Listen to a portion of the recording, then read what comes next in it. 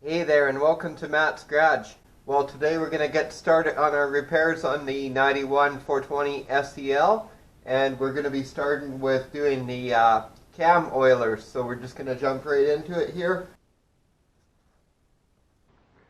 Okay guys, as you can see, I've got the hood up in the service position.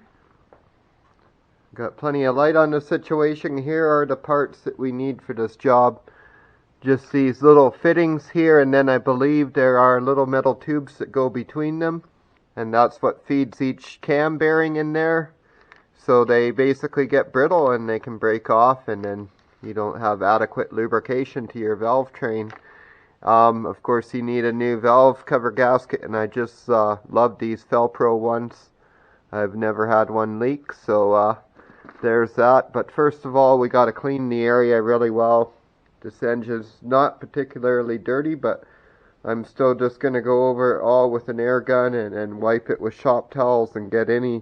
See, there's a little bit of grit in there and stuff, and you don't want any of that because you don't want any contamination falling into the engine when you take the valve cover off. Okay, I've got this pump up sprayer full of Varsol, and just regular blue shop towels work well. See, all that dirt could have been falling into the engine, so this only takes a couple minutes just to go over everything.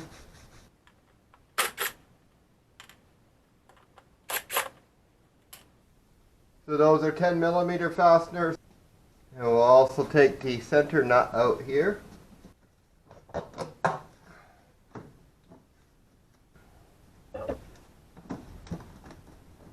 You can slide the air intake hose. This slides onto the air intake there. Okay, so this hose attaches to the valve cover right there, and it's got a Phillips head screw on the clamp. Just get that screw loosened up here. Okay, and then there looks like there's a vacuum hose here. Well, maybe this should stay on. Looks like that should stay on and unplug from the air cleaner assembly, which we now have free. And here we go. You can see how nicely that's come up. I actually just went over everything with the vacuum as well. And I vacuumed that plate because there was a few little bits of grit just sticking around the edge of that washer deal in the middle there. And so I just made sure to get those up with the vacuum, and now I'm going to seal this off with plastic and tape. One thing I can't stress enough is, well, you've got this video, but still you should take a bunch of pictures. Really close-up pictures on your phone or whatever of how this stuff all is routed. In fact, I'm even going to go ahead and do that because I don't want to have to reference into my video. So I'll just go like this and get it from a bunch of different angles so you can see how all the hoses and linkages go. Okay guys, we've pretty well got everything as clean as we can, and I was trying to get this tube out here because I thought it might just pull off, but it's on there good, and it's going to come all apart and break apart on me getting it off. So I'm going to try and take the valve cover off and see if we even need to get that tube off, and I'm going to look into getting a replacement because there's cracking around all the fittings on it. So it looks like 10mm bolts on the valve covers here. I think we probably want to pull the plug wires too. I'm going to do the same over here. I am going to go ahead and just use my impact to get these fasteners out. It looks like there's actually only 4, just 2 on each end here. Okay, so all the bolts are the same size, so we're just going to put them all together so we don't lose them. I've got a little bolt bin going here. There we go, so both valve covers are loose. And next things, we just got to wrestle them off and try not to drop any dirt in the engine. Okay, so that needs to come off. That hose. No two ways about it. I think this hose will have to be replaced anyway. I was just trying not to. get too many things going on at once here. Yeah, that's what I was afraid of, guys. This hose is completely rotten. There we go. It's a little tricky to snake that over the timing chain there. Okay, guys, you can see this is what we're replacing here. These plastic fittings here. And this is the metal tube I was talking about, aluminum actually in between. So you can see on the end one here it's loose. I think the rest are all clipped in. They kind of clip in like a push clip. Okay, that one's not clipped in either. So those two are completely loose. So when you apply oil pressure to them, they're probably just lifting up like that and spraying everywhere. Look at that, I can lift it right off. I also want to check the timing chain while I'm in here. And thankfully it's nice and tight. And we had to lift that one so terribly high, I'm not so sure about these fuel hoses. I am going to take out that, looks like an 8mm there. We'll take that out. Okay, I decided we're going to have to crack these fuel lines loose here. I've got no choice, so I'm going to have to take them right off and swing them up out of the way. They're just in the way of the valve cover here. And I got to deal with this emission line. I keep calling it emission line, whatever this line is here, PCV line. It's in even worse shape on this side. There's a big crack right down it, so I'm going to have to deal with that. The fuel lines seem to be 17mm. It's almost a little loose on there, but 5/8 doesn't fit, and I don't have a 16mm flare wrench. So we're just going to give it a bit of a snap. There we go. Pop loose, no problem. Of course, if your engine was hot, you'd want to wait a while before you did that. There we go. That's out of our way. Now we need to maybe move these spark plug wires back out of here. Gonna have to get this separated. All these lines are so old and hard, it makes me nervous. Get that over there. And these plug wires are pretty done too. I'm gonna have to get them changed out right away. Get that hose pulled up. It's just the hose is so weathered and old that it's really hard to even get off.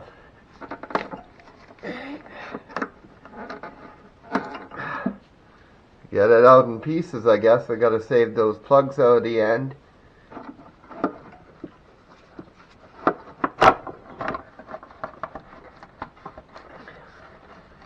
Yeah, you definitely need those fuel lines out of there.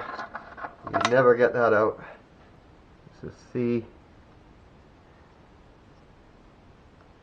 That one was on there pretty good. I don't think that one was an issue. I'm surprised these, I thought we'd find more of an issue with these oilers because my oil pressure is low at an idle, and I thought that was why. Well, maybe that one on that side was an issue. Well, look at this, guys.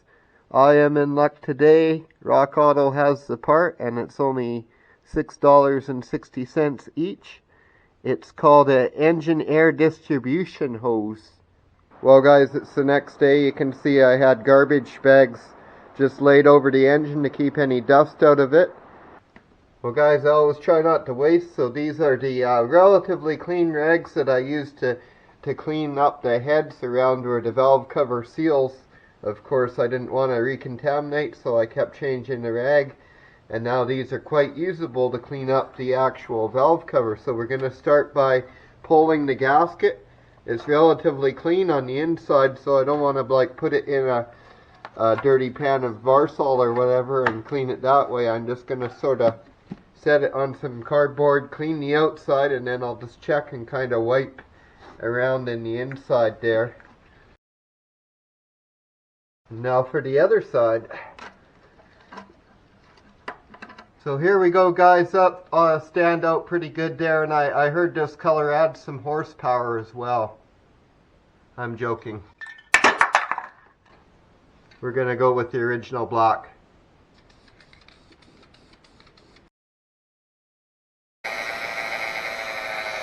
Well, I'm sure that looks plenty good on camera, but there is a lot of pits and imperfections left in it. Okay guys, I got you a nice close-up view here, and we're going to be replacing these fittings here on the oilers. See, it pulls up way too easy. You just want to make sure that none of the pieces have actually broken off and dropped down into the holes. If they did, maybe you could use a shop vac to suck them out or whatever. You can also see there's some oil holes there in the line, so I think when we get all these plastic fittings out, we're going to go ahead and blow some compressed air through there and make sure all those holes are clear. Okay, so I got my air gun here, so that's the first thing I'm going to do, is just beware of where you're pointing it, because obviously air and possibly oil is going to jet out of it. But just going to do that over here. Okay, so it's completely clear through there, and now I'm just going to hold my gloved finger over the end there and make sure all the holes are clear.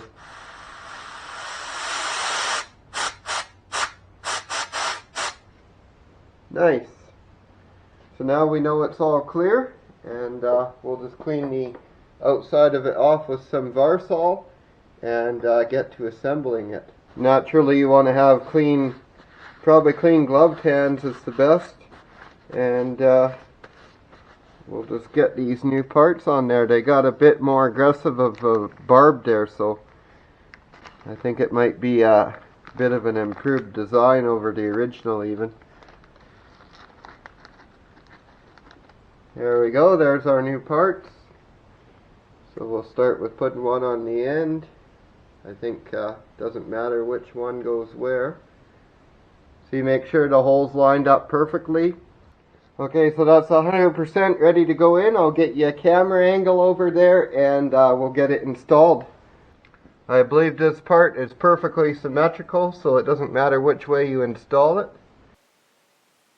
You don't want to have any bits of broken plastic or damage to new parts, obviously, so just take the extra time, get it lined up perfectly, and then when it all is, try to push it down all evenly. I'm going to spread my fingers, and we're going to clip it down here all in one go.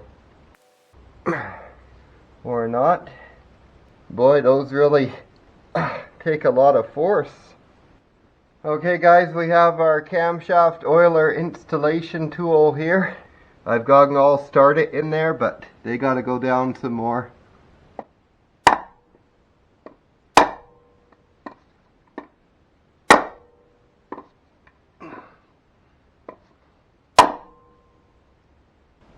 Okay, and let me look at that with the light. I think we got them all in there.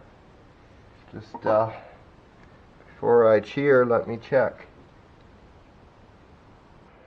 So I wouldn't say bad parts at all, because these engines are prone to having these things pop out, and this is a more secure design, but as a result it's probably a lot easier to install the factory original ones that have half the size of barbs on them, but then they come loose later. So I'm willing to extend the effort to get these in, because I think once they're in, they're not coming out. Okay guys, here we go on the other side. It is a little tighter on this side, but I don't think it's going to be any problem. So, see, that came up pretty darn easy. Scary easy. I can tell you those new ones wouldn't come out that easy. Here's another thing to look out for, guys. I don't know if you're going to be able to see that on camera, but there's actually some plastic molded right over the hole in there, like a little flap of plastic. Manufacturing defect. And so I'm just going to have to go in there with a little pick or something and pop that out of there. Not a big deal that I noticed it, but if I hadn't noticed it, it could have been very, very bad. You end up with a burnt out cam bearing just because of that one little fault. So be looking at your parts really closely. And you see that notch in there? Well, there is a corresponding, notch or bump or whatever in there to hold that right, and that kind of prevents you from being able to screw up this part, although you should still make sure that those holes are lined up in there. If you've got that on and in the notch, which it has to be to fit on there, you pretty well can't screw up because those holes are going to be aimed properly. See, it just clicked into that notch there. As I said, make sure everything's lined up before you start pushing it down, because as you can see, it takes a heck of a lot of force.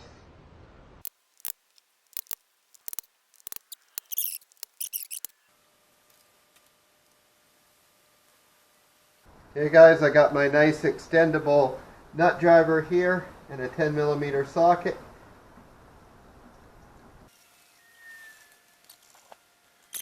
So we're going to move on to the other side here. Double check your valve cover as you're putting it on and make sure that that gasket's still stuck on all the way around there, because I had trouble with my one corner here kept wanting to lift off. So you don't want to put it on and find out later that you've got a bad leak because it lifted as you were putting it on. So with this one, you want to be real careful. The transmission dipstick back here, because, well, I should have cleaned it up a bit better, but you don't want to get contaminants off that. So that's sort of my goal here, is to miss that as I put it down. There's not much else in the way. Yeah, you kind of got to twist around that, in fact. There we go. So I did have to literally use the valve cover to push that dipstick tube over. And so I'm just going to lean back here and have a look at my gasket and make sure I didn't displace it or drop any dirt in here. So we got all our bolts clean, and same thing, I just want to line up the holes, getting in real smooth. And we'll just snug them up. Okay guys, so the torque spec I found is actually 3 inch-pounds. I don't have an inch-pound torque wrench, and that's really low, so what I'm going to do is just do it with the nut driver like I was doing. I'm just going to go around them both again and check them and make sure that they're evenly tight and just, you know, pretty snug by hand with the nut driver, I would say. Should be good. We got to hook up the field lines again and get the air filter back on. Those hoses all connected up again, and we are done. I hope you did find this video helpful. If you're doing your own cam oilers or taking your valve covers off, I hope it will be a good guide for you. Don't forget to like and subscribe, and have yourself a great day.